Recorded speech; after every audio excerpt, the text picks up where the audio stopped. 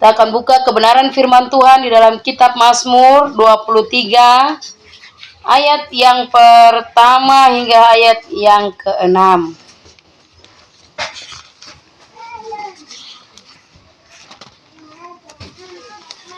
Mazmur 23 ayat yang pertama sampai ayat yang ke-6 firman Tuhan. Kalau sudah dapat katakan amin. Amin. 2, 3. Kita akan baca berganti-gantian. Saudara saya ayat 1, saudara kaum wanita yang ada baca ayat yang kedua. Saya akan baca di dalam nama Tuhan Yesus Kristus. Tuhan gembalaku yang baik, Mazmur Daud. Tuhan adalah gembalaku, takkan kekurangan aku. Ia membaringkan aku di padang yang berumput hijau. Ia membimbing aku ke air yang tenang.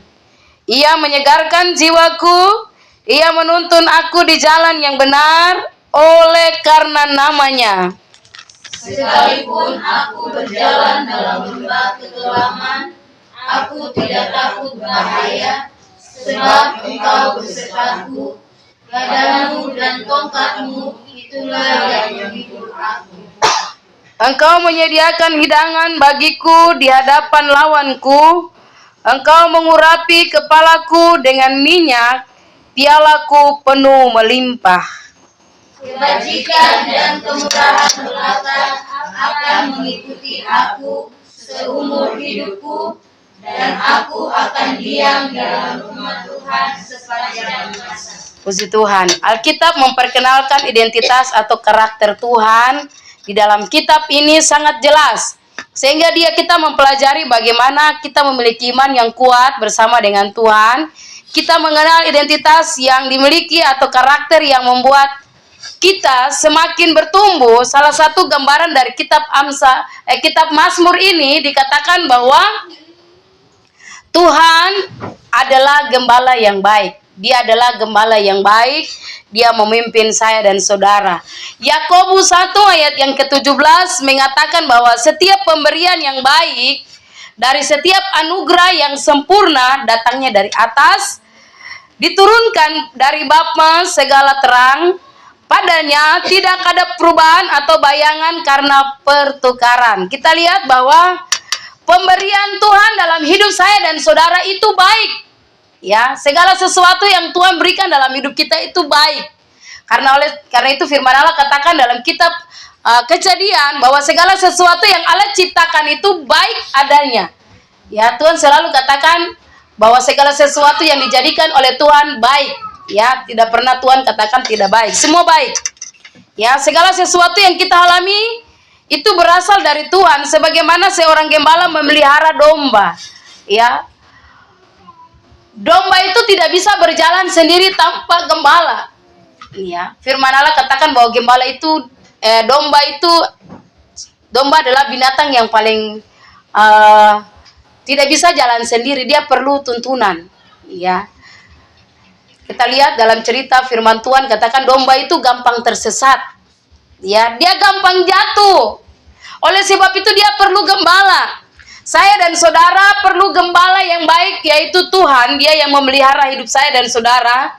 Oleh sebab itu, oleh kebaikannya, oleh anugerahnya yang sempurna. Ya, firman Allah berkata bahwa dalam kitab Yakobus 1 ayat yang ke-17 bahwa anugerah yang sempurna itu datang dari atas. Ya, dia turun dan dia memberkati saya dan saudara.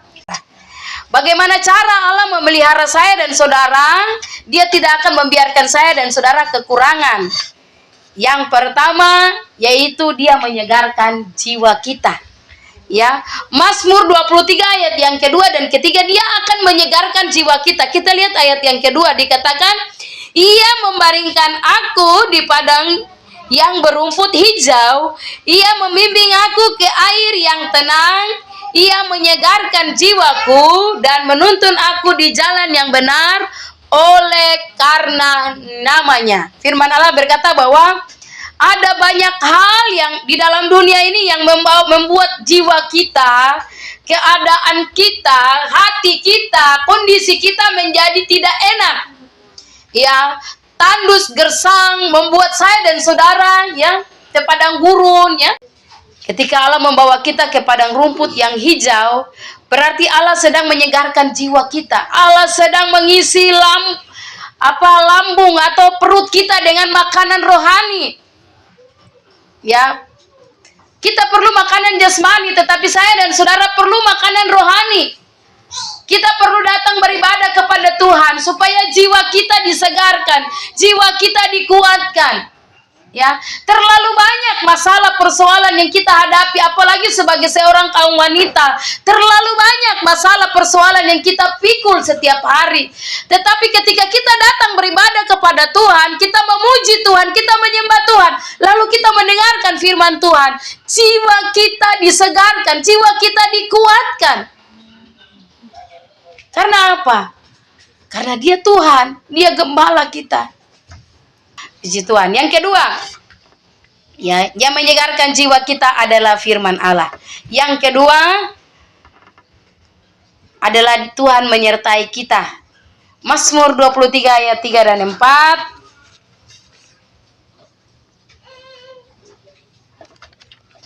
Ayat 4 dikatakan, sekalipun aku berjalan dalam lembah kekelaman, aku tidak takut bahaya, sebab Engkau besertaku, gadamu dan tongkatmu, itulah yang menghibur aku. Firman Allah katakan bahwa sekalipun aku berjalan dalam lembah kekelaman, aku tidak takut bahaya, sebab Engkau besertaku, gadamu dan tongkatmu, itulah yang menghibur aku. Saudara dan saya disertai Tuhan. Sekalipun saya dan saudara berada dalam lembah kekelaman, Tuhan ada di sana. Ya. Tuhan Dia sebagai gembala yang baik, Dia senantiasa menyertai perjalanan hidup saya dan saudara. Kita yang sering berkata bahwa Tuhan, sepertinya Tuhan jauh dari saya. Karena apa? Persekutuan dengan Tuhan itu dalam hidup saya dan saudara itu jauh. Doa-doa kita kepada Tuhan itu jauh, sehingga kita merasa bahwa kita jauh dengan Tuhan. Ya, kita tidak ada waktu dengan Tuhan, sehingga kita merasa bahwa penyertaan Tuhan itu tidak ada dalam hidup saya. Ya, tapi sebenarnya penyertaan Tuhan itu ada. Dikatakan bahwa meskipun kita melewati lembah kekelaman, Ia sama sekali tidak meninggalkan kita.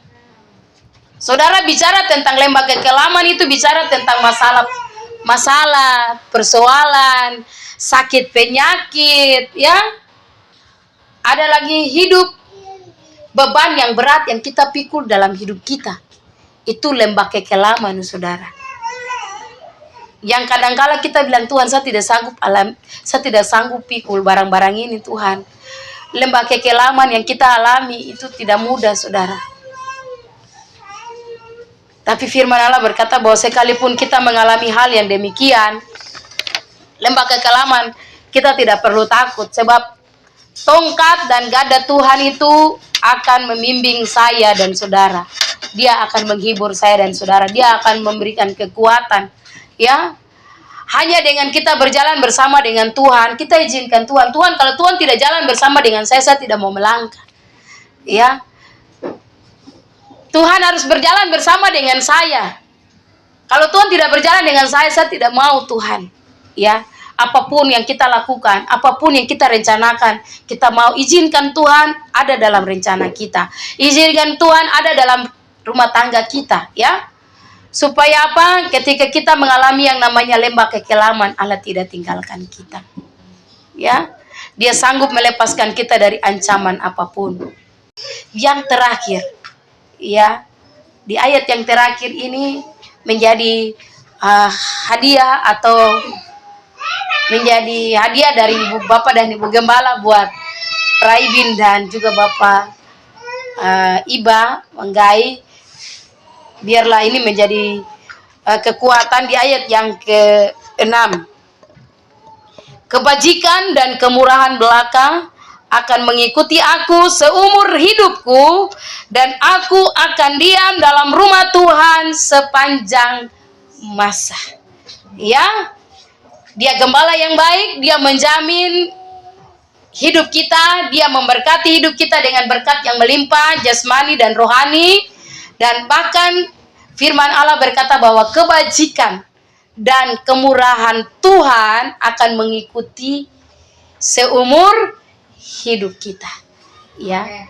Jadi asal kita diam di dalam rumah Tuhan. Ya. Kita terus setia beribadah kepada Tuhan, tetap cari Tuhan. Kita ke gereja cari Tuhan, ya. Biarlah anak Koraibin, anak Seragar, Bapak Koraibin, dan juga Ibu Yani, ya, Tuhan akan menyertai keluarga ini asal kita diam di dalam bait Tuhan. Ya, bukan saja keluarga ini, tetapi kita semua, baik kami hamba Tuhan, kemurahan Tuhan, kebajikan Tuhan akan mengikuti kita seumur hidup, asalkan kita diam di dalam rumah Tuhan. Ya, kadang-kala orang bilang, ibadah hari Minggu itu biasa, tinggalkan pelayanan, tinggalkan gereja, ya, tidak datang beribadah, lebih penting kegiatan kita di rumah, ya. Tetapi saudara, ibadah itu jangan kita tinggalkan. Ya, hari Minggu itu adalah waktu kita dengan Tuhan. Mau hari-hari lain kita mau tersembayang, tapi kalau hari Minggu, saudara, itu waktu yang memang benar-benar kita khususkan dengan Tuhan. Kita boleh sibuk dengan pekerjaan kita boleh sibuk dengan anak-anak kita boleh sibuk dengan keluarga kita, tetapi waktu kita dengan Tuhan jangan kita pernah lupa. Karena itu kemurahan Allah, kebajikan Tuhan akan mengikuti kita seumur hidup. Kalau kita tinggalkan bait Tuhan, kita seperti keluarga Elimelek, ya, mereka meninggalkan rumah roti. Akhirnya apa? Yang terjadi bukan berkat, tapi kemalangan. Elimelek mati, Mahlon dengan Kilion mati, ya. Tidak ada berkat di sana ketika tinggalkan rumah roti, ketika kita tinggalkan ibadah, tidak ada berkat yang kita alami. Tapi kalau kita tetap setia beribadah kepada Tuhan, kita tetap menjunjung pelayanan, kita menjunjung Tuhan di atas segala-galanya, maka kita akan melihat berkat Tuhan. Hari ini kita bilang, samakan susah, berkat susah. Tapi saya percaya bahwa kalau kita dekat dengan Tuhan, sekalipun susah, ya, Bapak Gembala bilang susah, ya, sukses, ya. Tapi saya percaya bahwa berjalan bersama dengan Tuhan, kita pasti diberkati Tuhan, ya. Hari ini kita bisa makan, hari ini kita bisa hidup, itu karena Tuhan. Kita sehat, kita tidak keluarkan biaya. Orang sakit itu biayanya luar biasa, ya. Bapak dan Ibu Gembala sudah rasakan, ya. Ya, biaya dari mana? Tapi Tuhan itu ajaib, ya. Tuhan itu luar biasa, Dia pasti menyertai kita. Jangan pernah tinggalkan rumah Tuhan, jangan tinggalkan rumah roti, ya. Rumah di mana saya dan saudara terima berkat Tuhan. Rumah di mana saya dan saudara, kalau saudara tinggal di orang po rumah, kira-kira bagaimana saudara? Ya, saudara hati susah, terus saudara bilang, aduh, coba kalau hati tinggal sapu rumah, ya. Saya mau tidur jam berapa, saya mau bangun jam berapa, ya, enak-enak saja. Tapi kalau saudara tinggalkan Tuhan seperti anak yang terhilang, ya. Jangan kita juga seperti anak yang tertua, ada dalam rumah Tuhan tapi terhilang. Kita jadikan Tuhan sebagai segala-galanya yang ada di dalam dunia ini, ya. Jadi firman Tuhan sore hari ini kiranya menjadi berkat, khusus yang ulang tahun, ya. Mau umur panjang, tetap diam dalam bait Tuhan, ya. Tuhan Yesus memberkati.